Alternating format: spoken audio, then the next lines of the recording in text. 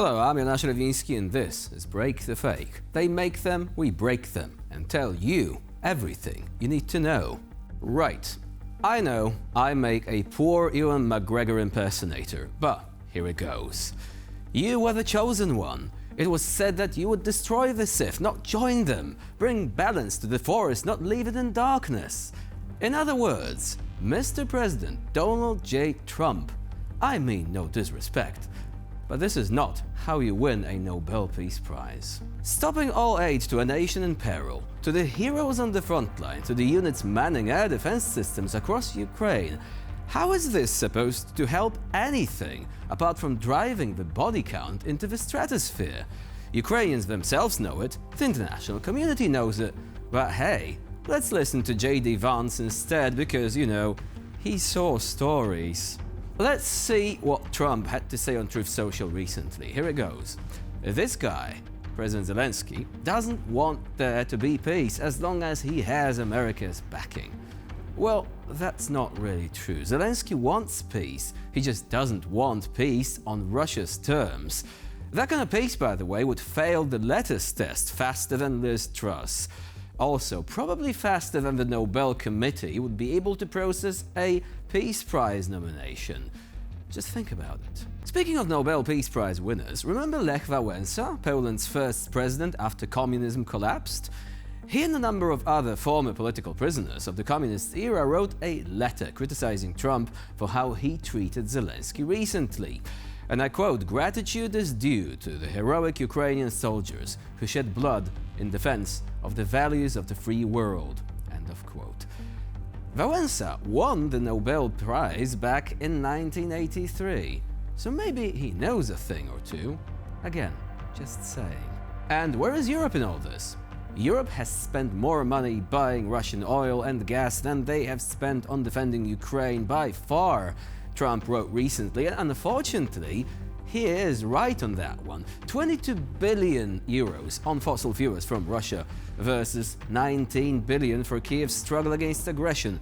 That, by the way, is verified by independent institutions. Ouch. So let's do another duel of the Donalds. Poland's Prime Minister Donald Tusk recently said that Europe is like an awakened giant. His words have a familiar ring to them, an appeal for unity, a very Pokemon the power of one.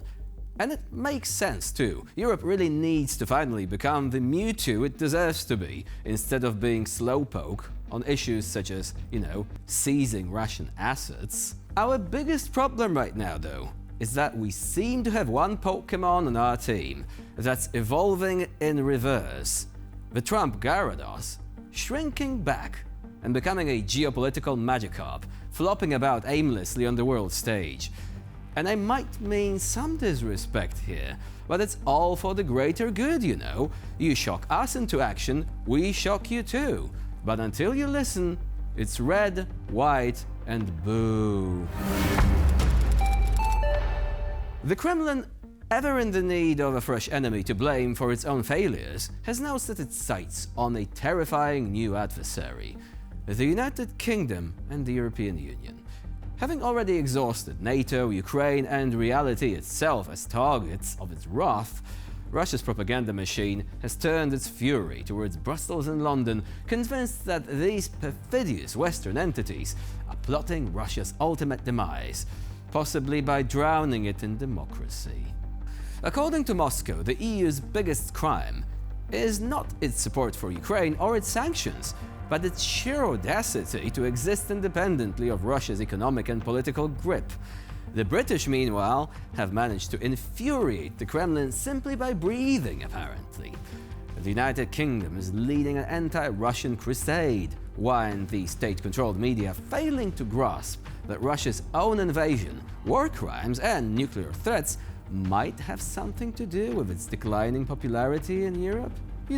Just a thought. Of course, no Russian conspiracy theory is complete without the inclusion of their favorite boogeyman, the United States. Okay, favorite at least until recently.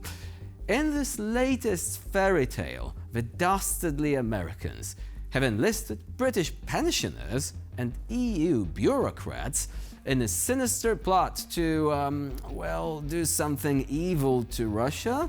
Exactly what that something is remains unclear, but rest assured, it involves nefarious schemes like stabilizing Ukraine, strengthening European security, and ensuring that Russians have to keep drinking bathtub moonshine instead of imported wine. Уважаемые товарищи, сегодня у нас Масленица. Мы собрались, чтобы жить все плохое, что было в нашей жизни, но в образе Урсулы фон дер Ляйен мы хотим избавиться от самой тюрьмы народов, которая набит весь земной шар. Я рада, я очень рада, что ее сожгут, потому что она весь мир каламутит. Зачем она нужна? Женщина называется. Она должна быть за мир, чтобы все было во всем мире спокойствие. Евросоюз должен быть расформирован. Сколько вреда от него, столько намучилось стран, людей. Сегодня мы сжигаем все плохое, всю нечисть по старой традиции на наш праздник. И избавляться будем от всего самого нехорошего. У нас есть наследница фашистской Германии Евросоюз. Ее руководитель фон дер Ляйен. Давайте уничтожим и Евросоюз, и фон дер Ляйен. Сожжем, как старые традиции. Зиму сжигали мы всегда. Давайте сожжем эту фон дер Ляйен. Внучатая наследница Гитлера.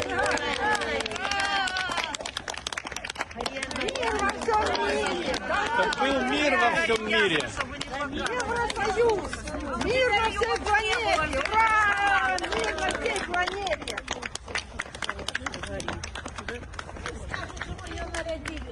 Конец Евросоюзу!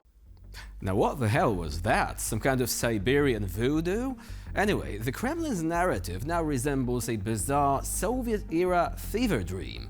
The great Russian motherland, surrounded by hostile forces, bravely fending off the decadent, cheese-loving Europeans, while its fearless leader defends the nation from the grave threat of free speech and working elevators.